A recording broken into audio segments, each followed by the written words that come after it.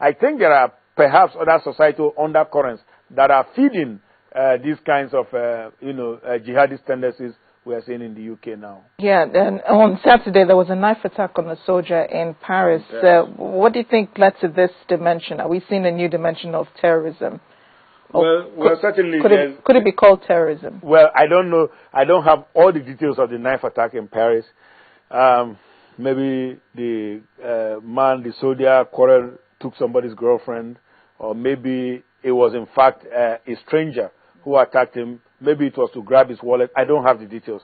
Now, when I have the details, when I look at that crime scene, I can now say more correctly that, oh yes, this was this or this was that. But let's assume it was done by a jihadist. Let's just assume, please. I don't know that for a fact, and I want to, restate that I don't know that it was done by a jihadist.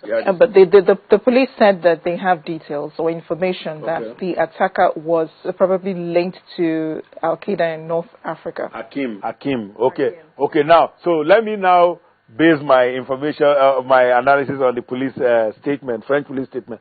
Now, if the attacker was an Hakim guy, we need to go to motive also. Just being an Hakim guy doesn't mean that it's necessarily a terrorist attack. Maybe they had a quarrel in a bar. Maybe they had a quarrel over women, over money. I really don't know what it was. So again, the details are still too sketchy. So you don't see a pattern here? Well, no, hold on. There is a pattern. I'm coming. Not with the French attack. Not enough details out yet on that to look at that crime scene and say, okay, yes, indeed, to the exclusion of anything else, this was a terrorist attack.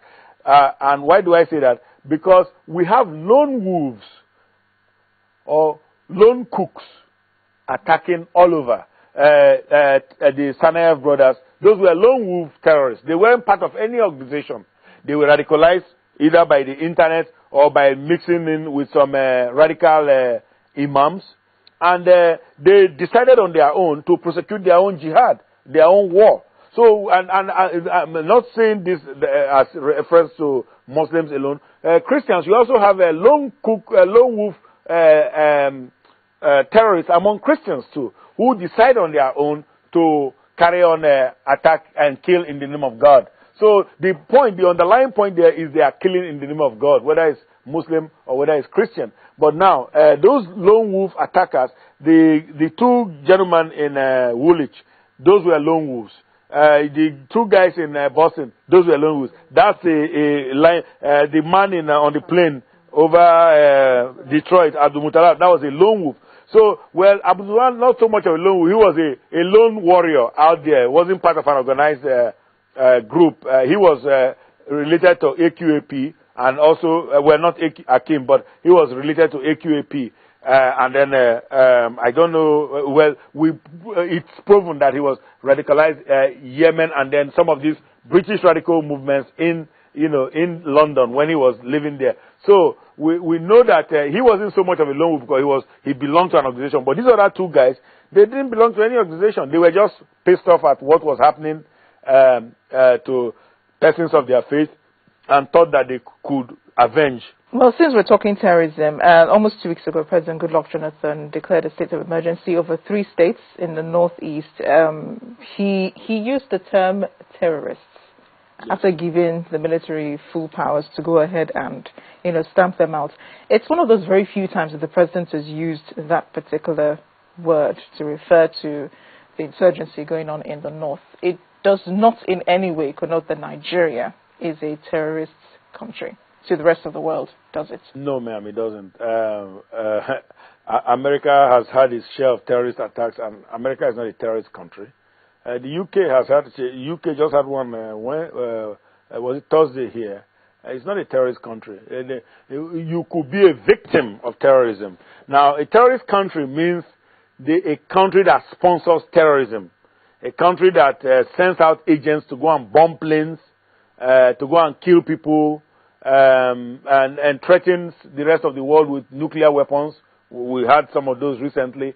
So that's a terrorist nation. That's a rogue country. That's a country like what Mali had become before the French intervened with the help of Nigeria and other countries' troops here. What Mali was, when those Mujiwa took over. But wasn't Mali the victim? Because that was just a small group. No, I know. I'm saying, of course, where they had a large swath of territory.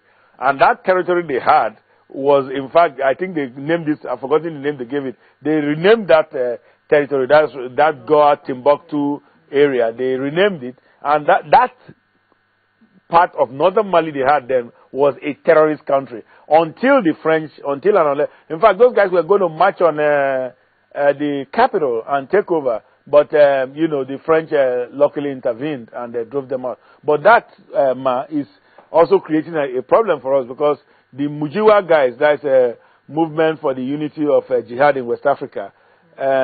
Yes, they are now, not just because they were displaced, as displacement theory of crime and terrorism, but also because they are mad, they are upset. They say, okay, the guys who like the attack you just saw last week in Agadez and Alit, those attacks were by Mujiwa guys, and they were said to punish Niger, killing 25 persons, and then also they took this cadets barrack, they took hostages in the cadet barrack. It was to punish Niger for taking part in the Mali expedition. And so, what we know right now in security circles is that we in Nigeria, we need to be on a state of alert. In fact, the Director of Defense Information came out recently and said Nigerians need to be on a state of alert, such that, Mujiwa does not come in here and carry out any attacks, like on barracks or anything like that. Some of the types we've seen Boko